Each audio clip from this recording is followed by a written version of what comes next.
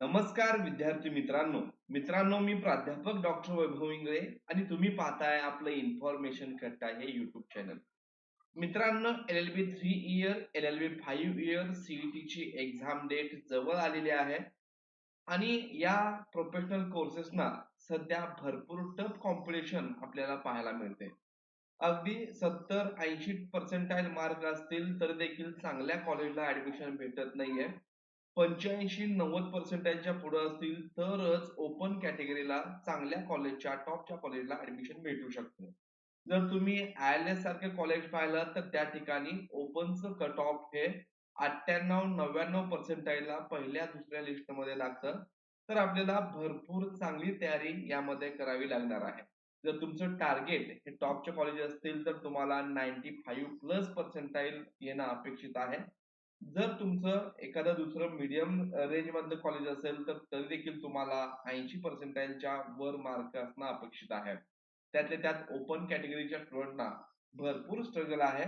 तर आता ही तयारी कशी करायची, अभ्यास काय करायचा आहे, त्याचा सिलेबस काय, IMP टॉपिक्स काय आणि पाठीमागं कशा प्रकारचे प्रश्न विचारलेले आहेत, याविषयीची सविस्तर माहिती तुम्हाला आपल्या चॅनलद्वारे भेटत राहील. त्यासाठी चॅनलला नवीन असाल तर चॅनलला सबस्क्राईब करा, तुमच्या मित्रांना आपलं चॅनल शेअर करा. चला तर सुरू करूया व्हिडिओ. मित्रांनो, 2026-27 LLB ची डेट ही CET ची डिक्लेअर झालेली आहे. 1 आणि 2 एप्रिल 2026 या दोन दिवशी दोन दोन शिफ्ट मध्ये ही एक्झाम होणार आहे.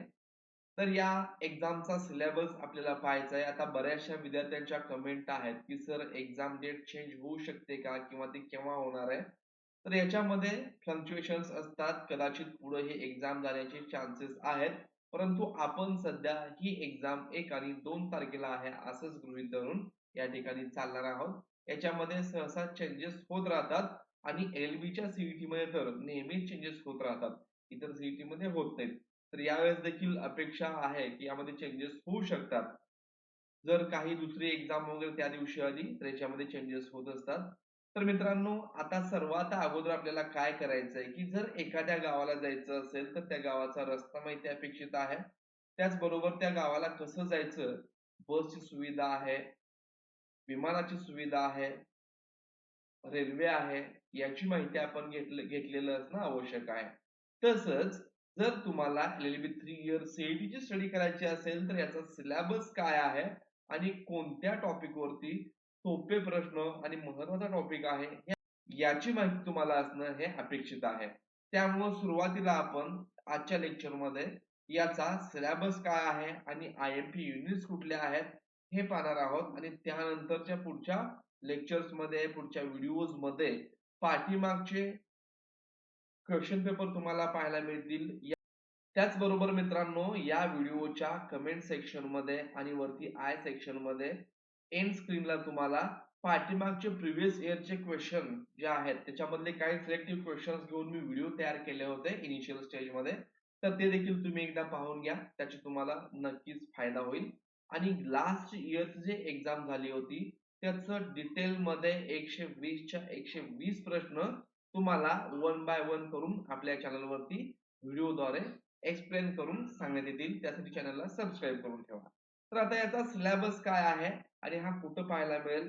तर मित्रांनो, तुम्ही जेव्हा फॉर्म भरता तेव्हा तुम्हाला इन्फॉर्मेशन ब्राउचर डाउनलोड करण्यासाठी लिंक येत असते लॉग इन केल्यानंतर. तर त्यामध्ये तुम्हाला हा सिलेबस भेटून जाईल. जर तुमच्याकडे हे नसेल, तुम्ही लॉग इन करून तेव्हा घेतलं नसेल किंवा कसं करायचं हे माहिती नसेल तर व्हिडिओच्या डिस्क्रिप्शन बॉक्स मध्ये तुम्हाला टेलिग्राम चॅनलची लिंक दिलेली आहे, व्हॉट्सअप ग्रुपची लिंक दिलेली आहे, त्याला जॉईन करून घ्या. त्याच्यावरती मी तुम्हाला हा सिलेबस टाकून देईन. तर आता पाहूयात आपण या ठिकाणी जर तुम्ही पाहिलात हे सर्व डिटेल माहिती याच्यामध्ये तुम्हाला भेटून जाईल आणि इथंच जर तुम्ही पाहत असाल तर इथं सिलेबस देखील दिलेला आहे. तर आपण सिलेबस लगेच पाहून घेऊयात.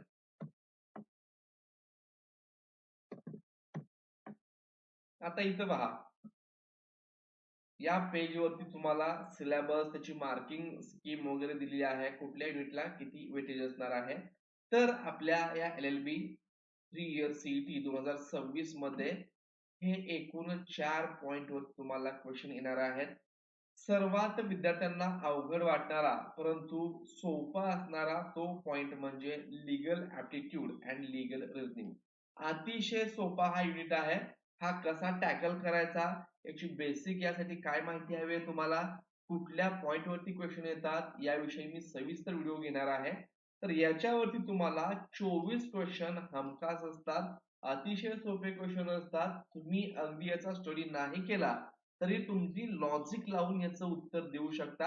परंतु ते कशा प्रकारे लॉजिक लावायचं आहे, ते कसं आन्सर करायचं आहे, कसे अटेम्प्ट करायचे ते मी तुम्हाला नंतर सांगणार आहे. तर यामध्ये प्रत्येक क्वेश्चन हा 1 मार्काला असणार आहे. असे इथं legal aptitude and legal reasoning म्हणजेच कायद्याचे प्रश्न या ठिकाणी एखाद्या सिच्युएशन मध्ये तुम्ही काय कराल किंवा काय होऊ शकतं याविषयीचे प्रश्न 24 असतात आणि याला एकूण 24 मार्क आहेत. General knowledge with current affair हा देखील अतिशय महत्वाचा आणि सोपा, परंतु विद्यार्थी इथं कमी पडतात. इथं मात्र तुम्हाला स्टडी करण्याची अपेक्षित आहे. तुम्ही या ठिकाणी करंट अफेअर चालू घडामोडी तुम्हाला माहिती असणं आवश्यक आहे. कॉमन येणारे प्रश्न जसं आहेत की एखादा पद्मश्री पुरस्कार चालूचा कोणाला भेटलेला आहे, सध्याचे आपले चीफ जस्टिस ऑफ इंडिया कोण आहेत, भारताचे पंतप्रधान कोण, राष्ट्रपती कोण, अशा प्रकारचे जनरल नॉलेज आणि करंट अफेअर याच्यावरती एकूण 32 प्रश्न असतात. ते देखील एकूण 32 मार्कासाठी आहेत. त्यानंतर लॉजिकल अँड अनालिटिकल रिझनिंग हा देखील अतिशय सोपा भाग आहे. परंतु हे सोडवायचं कसं, आपण कधी प्रॅक्टिस केलेली नसते. पहिल्यांदाच प्रश्न पाहिल्यामुळं आपल्याला थोडीशी जम्बलिंग होते, कन्फ्युजन होतं आणि आपण ते प्रश्न सोडून देतो किंवा याच्यामध्ये भरपूर वेळ जातो. तर काही सिलेक्टेड एरियावरती जे येणारे क्वेश्चन आहेत ते कसे सोडवायचे याचे ट्रायल आपण घेणार आहोत नंतरच्या व्हिडिओमध्ये. हा देखील भाग 24 मार्काला आहे आणि याच्यावर देखील 24 प्रश्न आहेत. आणि सर्वात कठीण वाटणारा परंतु अतिशय सोपा असणारा असं इंग्लिश, याच्यामध्ये तुम्हाला मॅक्झिमम मार्क मिळवणं अपेक्षित आहे. आणि हे इंग्लिश ग्रामर वरती असतं आणि खूप टफ लेवलचे क्वेश्चन याच्यामध्ये नसतात. अगदी बेसिक क्वेश्चन असतात. तर आपल्याला कुठल्या कुठल्या युनिट वरती क्वेश्चन येतात, कुठल्या पॉइंट वरती क्वेश्चन येतात, हे देखील खाली डिटेलमध्ये सिलेबस आहे. तर सर्वात जास्त म्हणजे 40 क्वेश्चन याच्यावरती असतात आणि 40 मार्क आहेत. तर एकूण 120 मार्क आणि 120 क्वेश्चन असा हा टोटल 120 मार्काची आपली एक्झाम असणार आहे. आणि यासाठी तुम्ही जर पाहिलात तर कुठल्याही प्रकारची निगेटिव्ह मार्किंग या ठिकाणी नाहीये आणि मल्टिपल चॉईस क्वेश्चन असतात, ऑब्जेक्टिव्ह क्वेश्चन आहेत आणि प्रत्येकाचे 4 ऑप्शन असतात, त्यापैकी एक ऑप्शन आपल्याला बरोबर असतो. आणि सर्वात महत्वाचं नो निगेटिव्ह मार्किंग. इथं तुम्हाला निगेटिव्ह मार्किंग नाही. त्यामुळं आताच सांगतोय 120 च्या 120 प्रश्न तुम्ही अटेम्प्ट करायचे. समजा तुम्ही स्लोली गेलात आणि शेवटचे 5 मिनिट राहिलेत आणि तुम्हाला आणखीन 20-30 क्वेश्चन अटेम्प्ट करायचे आहेत, तर सरळ तुम्ही पट शेवटच्या 1 ते 2 मिनिटामध्ये लगेच सर्व क्वेश्चन तुम्ही अटेम्प्ट करा. येऊ देत, नाही येऊ देत, बी किंवा सी किंवा ए किंवा बी असं एकच ऑप्शन कुठलं तरी धरून जे प्रश्न तुम्ही सोडवू शकत नाहीत वेळेअभावी, त्या सर्वांना तुम्ही बी बी बी बी असं सर्व मार्क करून घ्यायचंय. याच्यामध्ये तुम्हाला तुमचे 2 किंवा 4 हे हमखास बरोबर येत असतात. तर ही एक ट्रिक आता लक्षात ठेवा. तुमच्याकडे वेळ असेल तर सर्व वाचून सोडवा. परंतु तुमचा वेळ सोडवण्यामध्ये गेला आणि तुम्हाला वाटलं की आणखीन 20-30 प्रश्न शिल्लक आहेत आणि 5 मिनिटामध्ये ते होऊ शकत नाहीत. तर त्या 5 मिनिटामध्ये 30च्या 30 क्वेश्चन तुम्ही कुठलं तरी एक सिक्वेन्स धरून चला. ए केलं असेल तर सर्व 30च्या 30 प्रश्नाचं ए करा. बी केलं असेल तर सर्व बी तर सर्व 30 प्रश्नाचं बी असं करायचंय. आणि यासाठी वेळ तुम्हाला आहे फक्त 2 तास. तर मित्रांनो हे क्वेश्चन इंग्लिश आणि मराठी या दोन्ही लँग्वेज मध्ये असतात. फॉर्म भरताना तुम्हाला language of question paper Marathi select करायचे जेव्हा तुम्ही सीईटीचा फॉर्म भरता. जर तुम्ही मराठी केलं तर तुम्हाला तिथं इंग्लिशमध्ये देखील क्वेश्चन पाहण्याची सोय असते. इंग्लिश केलात तर कदाचित मराठी येऊ शकणार नाही. जर ऑप्शन असेल तर तुम्ही मराठीमधून इंग्लिश, इंग्लिशमधून मराठी तिथं स्विच करू शकता. त्यानंतर मॉक टेस्ट देखील या ठिकाणी दिलेली आहेत तुम्हाला. आता आपण पाहूया की कंटेंट ऑफ सिलेबस. आता वरचं जे legal aptitude and legal reasoning जे आपल्याला 24 मार्काला दिलं होतं, तर मग त्यामध्ये कुठले कंटेंट असणार आहेत?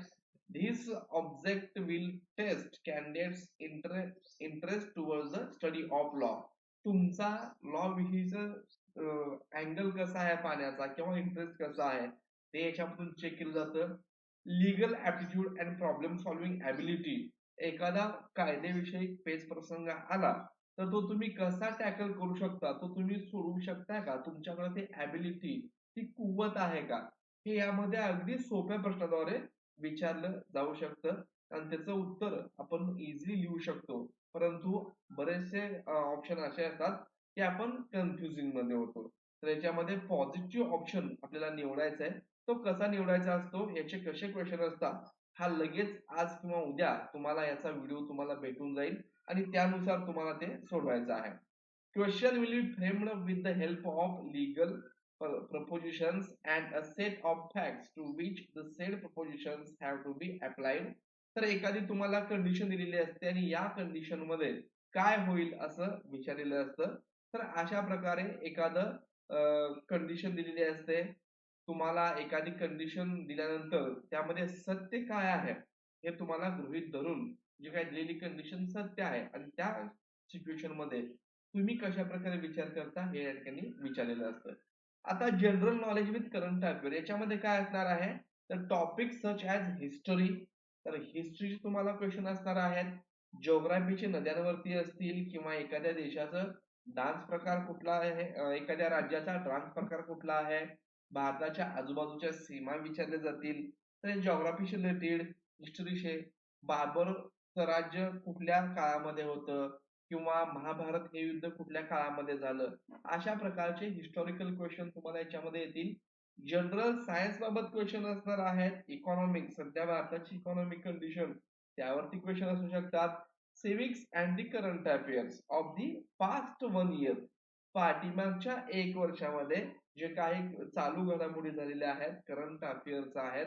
मग त्याच्यामध्ये देशाचे पंतप्रधान, राष्ट्रपती, उपराष्ट्रपती, चीफ जस्टिस ऑफ इंडिया, महाराष्ट्राच्या उच्च न्यायालयाचे, हायकोर्टाचे प्रमुख कोण आहेत, अशा प्रकारचे तुम्हाला करंट अफेअर मध्ये क्वेश्चन येऊ शकतात. तिसरं आहे या ठिकाणी लॉजिकल अँड अनालिटिकल रिझनिंग. तर याच्यामध्ये मित्रांनो तुम्हाला दिशावरती प्रश्न असतात, कोडिंग, डिकोडिंग असतं, एबीसीडीचे क्वेश्चन्स असतात, अरेंजिंग असतं, रिअरेंजिंग असतं. अशा प्रकारचे अगदी सोपे सोपे प्रश्न, स्टेटमेंट बेस्ड प्रश्न असतात, रूल वरती असतात किंवा एखादं प्रिन्सिपल दिलेलं असतं, त्याचं रिलेशन कशा प्रकारे आपण मॅनेज करतो हे याच्यामध्ये आपल्याला टेस्ट केलं जातं. तर तुमचं reasoning, analytical power, applying principles, applying rules हे कशा प्रकारचं आहे हे यावरून तुम्हाला चेक केलं जातं. आणि त्यानंतर आहे इंग्लिश. इंग्लिश मध्ये बघा कुठला आहे, तर अगदी ग्रामर मध्ये पाहिलं तर समानार्थी, विरुद्धार्थी शब्द, ऍडम्स अँड फ्रेज, जसं आपल्या मराठीमध्ये म्हणी आहेत, "अति तिथे माती", "पालत्या गड्यावर पाणी", "पळसाला पाने तीनच", अशा प्रकारच्या ज्या मराठीमध्ये म्हणी आहेत तशाच काही म्हणी प्रोफिशियन्सी या इंग्लिशमध्ये आहेत. किंवा वन वर्ड सबस्टिट्यूशन, भरपूर खाणारा किंवा नेहमी झोपणारा, कुंभकर्ण असा ज्याला शब्द आहे, तर इथं वन वर्ड सबस्टिट्यूशन याच्यामध्ये असतं. तर तो आपल्याला त्यामधून 4 ऑप्शन मधून पिक करायचा आहे. त्यानंतर English uses errors, common errors याच्यामध्ये असतात, स्पॉटिंग इरर्स असतात, inappropriate uses of words, spelling mistakes. असं एखादं वाक्य दिलं जातं आणि त्याच्या खाली अंडरलाईन केली जाते किंवा त्याचे पार्ट दिले जातात की या वाक्यामध्ये चुकीचं काय आहे, एरर काय आहे. स्पेलिंग मिस्टेक असू शकते किंवा फॉरच्या ठिकाणी टू दिलेलं असतं, टूच्या ठिकाणी आय इजच्या ठिकाणी आर लिहिलेलं असतं. असं कुठलंही मिस्टेक असू शकतं आणि ते आपण इझिली आयडेंटिफाय करू शकतो. तर अशा प्रकारे English comprehension with minimum 2 passage followed by 5 to 10 questions याच्यामध्ये पॅसेज देखील दिलेले असतात. तर अशा प्रकारे हा सिलेबस आहे. तर मित्रांनो मग आता प्रश्न येतो की यासाठी बुक कुठले वापरायचे, तर मी 1-2 बुक तुम्हाला या व्हिडिओच्या टॅग मध्ये दिलेले आहेत, ते तुम्ही वापरू शकता. त्याचबरोबर तुम्हाला लीगल ऍप्टिट्यूड, लीगल रिझनिंग यासाठी थोडंसं डीप मध्ये याची स्टडी करावी लागेल. ऑनलाईन काही तुम्हाला मी कशा प्रकारे स्टडी करायचं ही पुढच्या लेक्चर मध्ये सांगणार आहे. त्याचबरोबर जनरल नॉलेज, करंट अफेअर यासाठी तुमचं रीडिंग असणं आवश्यक आहे.